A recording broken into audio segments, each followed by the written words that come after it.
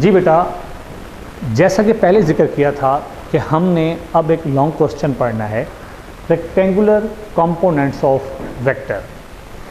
बेटा, इस टॉपिक को समझने के लिए एक स्ट्रक्चर सा बनाने की मैंने कोशिश की, जिसमें मैंने एक प्लेन बनाई, एक्स एक्सिस वाई एक्सिस। जहाँ पर ये दोनों इंटरसेक्ट कर रहे हैं उसे हम ओरिजिन का नाम देते हैं, जो हमने पहले भी पढ़ा था। फर्ज किया यहाँ पर ओरिजिन पर कोई ऑब्जेक्ट पड़ा हुआ है, कोई पार्टिकल पड़ा हुआ है जो कि इस ओरिजिन पे है, उसे हमने एक रस्सी के साथ किया हुआ है ज्वाइन।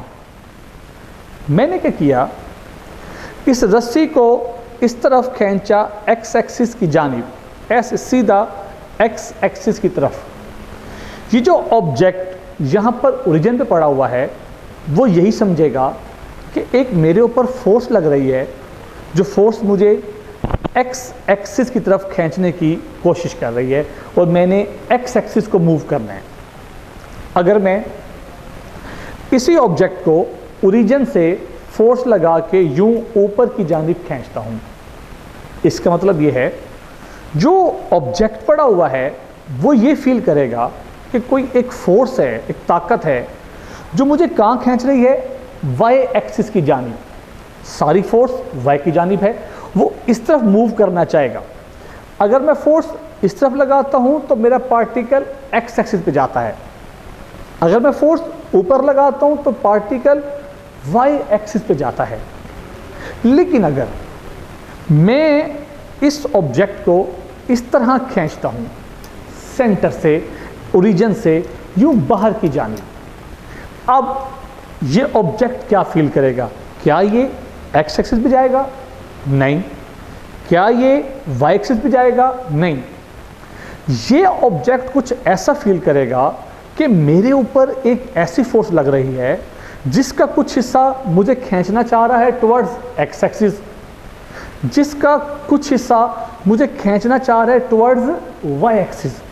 इसका मतलब वो ऑब्जेक्ट जो फोर्स अपने ऊपर फील कर रहा होगा वो कंपोनेंट्स में कर रहा होगा। कुछ कंपोनेंट, कुछ टुकड़ा, कुछ फोर्स का कंपोनेंट उसे धकेलना चाह रहा होगा एक्स एक्सिस की तरफ, कुछ उसे वाई एक्सिस की तरफ। जब सिचुएशन इस तरह की क्रिएट हो जाए कि हम किसी ऑब्जेक्ट के ऊपर फोर्स लगा रहे हैं इस तरह, तो हमें ये जानना होगा इस फोर्स का कितना कंपोनेंट एक्स एक्सिस पे लाई कर रहा है, कितना कंपोनेंट वाई एक्सिस पे लाई कर रहा है। इस सिचुएशन में इस फोर्स के जो दो कंपोनेंट्स बने हैं इनको हम नाम देते हैं कंपोनेंट्स ऑफ वेक्टर। इन्हें हम नाम देते हैं components of vector. The effective value of a vector in a given direction is called components of vector. Vector की इफेक्टिव वैल्यू है जो गिवन डायरेक्शन में है, वो जब टूट जाती है पार्ट्स में, कंपोनेंट्स में, तो हम उन वैल्यूज़ को कंपोनेंट्स ऑफ वेक्टर कहते हैं। अगर मैं फोर्स को यूं लगा रहा था, आपने नोट किया एक्स एक्सिस वाला जो हमारा फोर्स का कंपोनेंट था वो मैक्सिमम था। मैक्सिमम क्या, बल्कि सारी की सारी फोर्स ही एक्स एक्सिस पे थी। वाई वाला पूरा का पूरा कंपोनेंट ज़ीरो। जब मैं इस तरफ था तो सारी फोर्स वाई पे है, मैक्सिमम टोटल। एक्स वाला कंपोनेंट ज़ीरो। जब मैं यूं आया, अब ये कहना कि ये फोर्स इक्वली डिवाइड हो गई है, ये सिचुएशन पे डिपेंड करता है। मतलब अगर मैं इसे यहाँ लेके आता हूँ, अब आप देख रहे हैं ये जो फोर्स है ये ज़्यादा करीब एक्स एक्सिस की तरफ है। इसका मतलब इसका जो कंपोनेंट एक्स की तरफ है वो ज़्यादा होगा।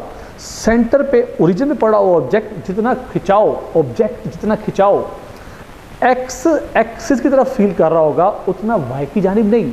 मैं इसे ऊपर लेके जाता हूँ, ऊपर लेके जाता हूँ, अब करते करते एक टाइम आएगा ये वाई के करीब हो जाएगा। इसका मतलब जितनी फोर्स अब वाई की तरफ है वो ज़्यादा है, एक्स की तरफ कम है। अगर मैं इस तरफ जा रहा हूँ, इस तरफ जा रहा हूँ, एक्स वाली फोर्स बढ़ती जा रही है, वाई वाली कम होते होते यहाँ पे आके एक्स मैक्सिमम वाई ज़ीरो।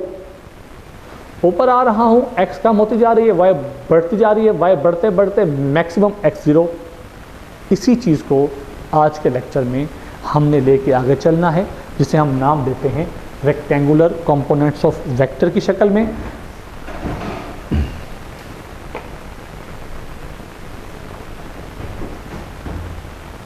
जो मैंने एक स्ट्रक्चर आपके सामने बनाया था, उसे मैंने एक डायग्राम की शक्ल दी।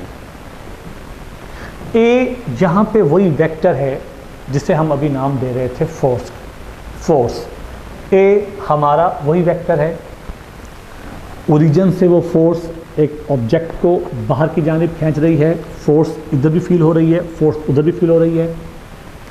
मैंने एक प्रोजेक्शन, जिसे हम परपेंडिकुलर भी कह देते होते हैं, एक ड्रॉ किया y एक्सिस से, x एक्सिस से या y एक्सिस से, आपकी अपनी मर्ज़ी है। वो परपेंडिकुलर आप x भी ड्रॉ करें या y पे ड्रॉ करें। मैंने वो कंपोनेंट या वो प्रोजेक्शन या वो परपेंडिकुलर हमने ड्रॉ कर दिया x एक्सिस के ऊपर। जब मैंने ये परपेंडिकुलर ड्रॉ किया तो अब हालात ये हो चुके हैं कि इस फोर्स के, इस वेक्टर के दो बन चुके हैं कंपोनेंट। एक कंपोनेंट जो आपको दिखाई दे रहा है टुवर्ड्स x एक्सिस। चूँकि ये कंपोनेंट x एक्सिस की जानिब है, इसलिए मैं इस कंपोनेंट को नाम देता हूँ ax। ax x एक्सिस तरफ है, इसलिए साथ यूनिट वेक्टर आएगा i। हम अभी डिस्कस कर चुके थे लेक्चर में कि यूनिट वेक्टर जो अलोंग x एक्सिस है वो i हैट है, along y axis j hat है, along z axis k hat है। ये कंपोनेंट देखें तो हमें साफ दिखाई देता है कि अलोंग y एक्सिस है, इसे हमने नाम दिया ay, साथ हमारा यूनिट वेक्टर j। बेटा एक चीज़ पे गौर करें, हमने जो ये दो कंपोनेंट्स बनाए, जिसमें से एक हमारे पास x कंपोनेंट, एक हमारे पास y कंपोनेंट, इन दोनों कंपोनेंट्स के दरमियान बनने वाला एंगल आपको दिखाई दे रहा है 90, जबकि खुद जो वेक्टर था वो तो एंगल बना रहा था थीटा। ये जो कंपोनेंट्स हैं दो, इनके दरमियान एंगल बन रहा है 90। इसका मतलब हमारे पास इस वक्त जो दो कंपोनेंट्स आए हैं वो एक दूसरे के म्यूचुअली परपेंडिकुलर हैं। वेक्टर के वो तमाम कंपोनेंट्स जो एक दूसरे के परपेंडिकुलर होते हैं, उन तमाम कंपोनेंट्स को हम नाम देते हैं rectangular components of vector. The components of vector which are perpendicular to each others. Vectors के वो कंपोनेंट्स जो एक दूसरे के परपेंडिकुलर होते हैं, वेक्टर के उन कंपोनेंट्स को हम नाम देते हैं रेक्टेंगुलर कंपोनेंट्स ऑफ वेक्टर। तो यहाँ पर ax और ay वेक्टर के दो रेक्टेंगुलर कंपोनेंट्स हुए। मुझे एक ट्राइंगल दिखाई दे रही है, राइट एंगल ट्राइंगल, में इसे नाम दे देता हूँ OMN। इस राइट एंगल ट्राइंगल से हमें x कंपोनेंट भी निकालना है, y कंपोनेंट भी निकालना है, इस वेक्टर की मैग्नीट्यूड भी निकालनी है, ये डायरेक्शन भी फाइंड करनी है। तो हम इस राइट एंगल ट्राइंगल को यूज़ करते हैं। सबसे पहले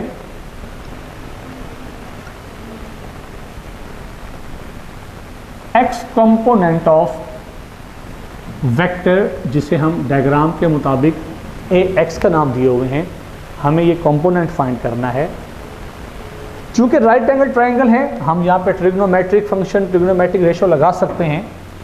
ट्राइंगल से फाइंड करते हैं कॉस थीटा। कॉस थीटा, जिसके बारे में आप जानते हैं, बेस ओवर हाइपोटेन्यूज है। डायग्राम के मुताबिक हमारे पास जो बेस है, आप देख सकते हैं, वो O से M तक है।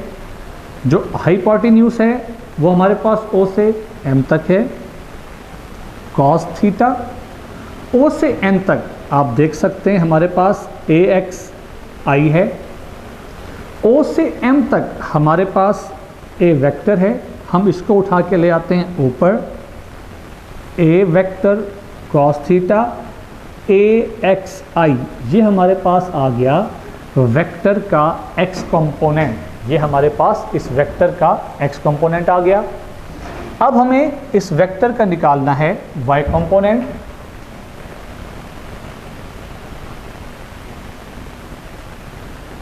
y कंपोनेंट ऑफ वेक्टर, जिसे हम डायग्राम में ए वाई से जाहिर कर रहे हैं, हमें ये कंपोनेंट फाइंड करना है। ये हमारा कंपोनेंट आप देख सकते हैं परपेंडिकुलर पे लाई कर रहा है, उसके लिए हम ट्रिग्नोमेट्रिक फंक्शन यूज करते हैं साइन थीटा। आप जानते हैं कि ये हमारे पास होता है perpendicular over hypotenuse. Sine theta हमारे पास डायग्राम के मुताबिक perpendicular mn, hypotenuse om, sine theta mn आप देख सकते हैं हमारे पास डायग्राम के मुताबिक है AYJ। om हमारे पास वेक्टर A है, इसको उठा के ऊपर ले आते हैं, A साइन थीटा AYJ। जिस तरह हमने अपने इस वेक्टर का x कंपोनेंट निकाला, हमने अपने इस वेक्टर का y कंपोनेंट फाइंड किया। इसके बाद हमें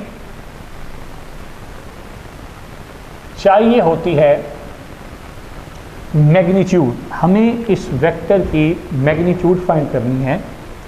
मैग्नीट्यूड फाइंड करने के लिए हम सिंपल यूज करते हैं Pythagoras theorem.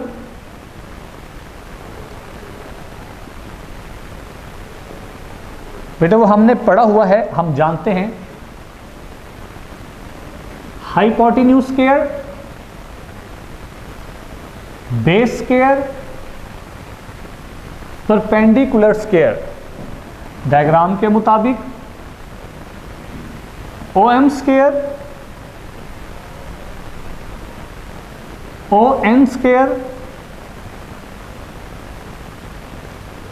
MN square. O से M तक हमारे पास वेक्टर है A square, AX square, AY square.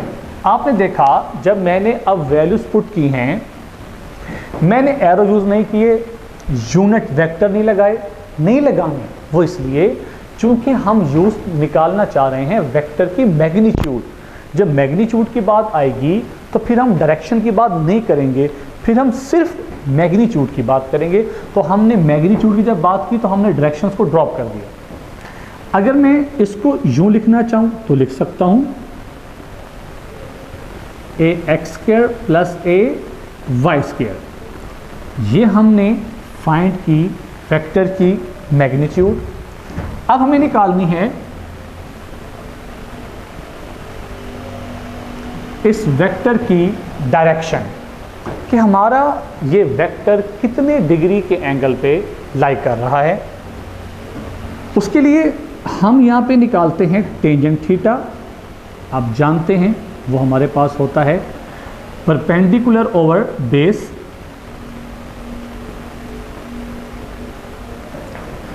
Tangent theta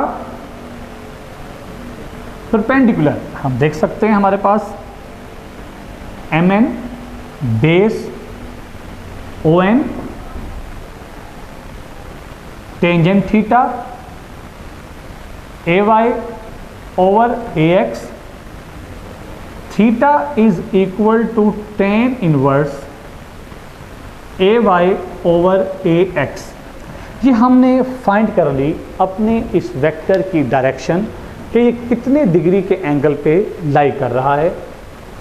but ये जो टॉपिक हमने पढ़ा है ना, इस टॉपिक को हम एक और नाम भी देते हैं रेजोल्यूशन ऑफ वेक्टर। जो मैंने इसका अब नाम लिया है, ये हमारे कुछ टॉपिक जो हमने पहले पढ़े हैं उनको भी क्लियर करेगा। कैसे? मैंने लास्ट लेक्चर में आपको पढ़ाया था एडिशन ऑफ वेक्टर, उसी के साथ मैंने आपको एक टॉपिक और पढ़ाया था सब्ट्रैक्शन ऑफ वेक्टर। चाहे हमने एडिशन पढ़ी चाहे हमने सब्ट्रैक्शन पढ़ी, उन दोनों में हमने वेक्टर्स को जोड़ा था। मैंने लेक्चर में कहा था कि एडिशन भी ज्वाइनिंग ऑफ वेक्टर है, सब्ट्रैक्शन भी ज्वाइनिंग ऑफ वेक्टर है। इट मींस एडिशन और सब्ट्रैक्शन एक दूसरे का रिवर्स नहीं है। फिर एडिशन और सब्ट्रैक्शन का रिवर्स कौन है?